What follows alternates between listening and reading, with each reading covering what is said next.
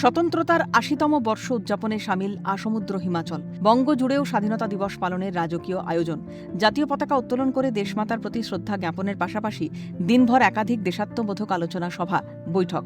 নবান্ন থেকে শুরু করে হাইকোর্ট, সাড়ম্বরে সর্বত্র উদযাপন স্বাধীনতা দিবস।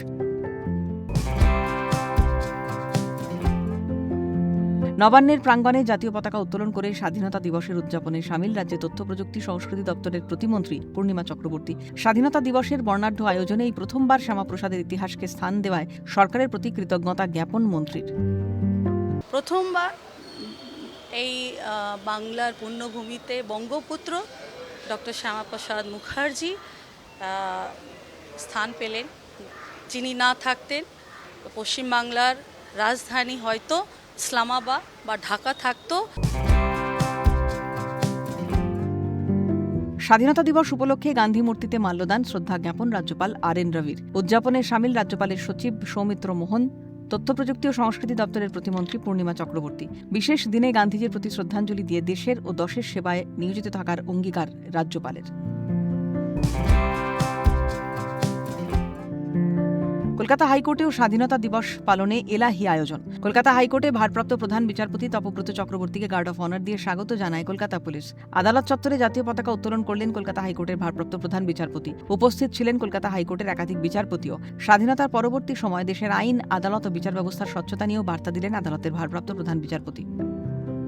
Liberty is fragile without fraternity, and prosperity is bitter if guilt on the silence of the oppressed, if built on the silence of the oppressed.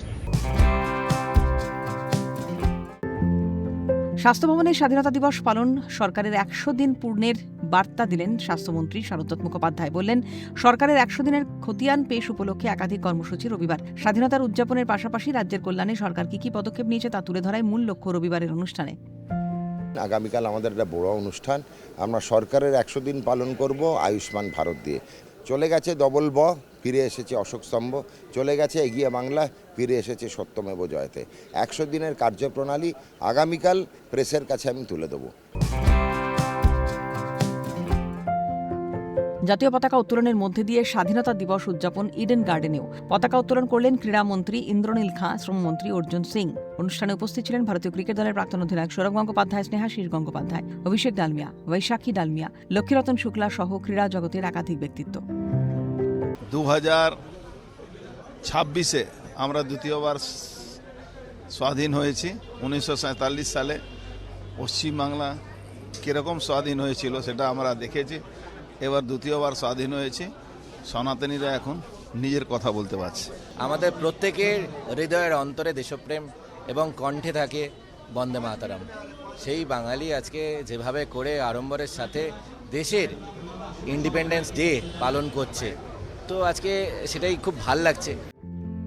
৮০তম স্বাধীনতা দিবসে বঙ্গের কোনায় কোনায় দেশমাতার বন্দনা, দেশাত্মবোধক সঙ্গীতের সুর অলিতে গলিতে। বিজেপি সরকারের আমলে প্রথম স্বাধীনতা দিবসে রাজ্যে নতুন করে মুক্তির স্বাদ এসেছে যেন। স্বাধীনতা দিবসের উদযাপনে রাজ্যে নেই তাই কোনো রাজনীতির আড়ম্বর, নেই ধর্মীয় ভেদাভেদ, রইল একতার বার্তা। স্বাধীনতা দিবসের উদযাপনে সামিল আমরাও। প্রতিটা মানুষ স্বাধীনতার স্বাদ উপভোগ করুক, পাক মুক্ত পরিবেশ, সেই কামনাই করছে একেডি পরিবার। ক্যামেরায় জ্যাকি সিং, সুরজিৎ প্রামাণিক ও প্রসন্ন নস্করের সঙ্গে রেশমি দাস, সায়ন্তন ভট্টাচার্য, খালিদ জামাল ও অদ্রিজা ঘোষের রিপোর্ট, ক্যালকাটা নিউজ।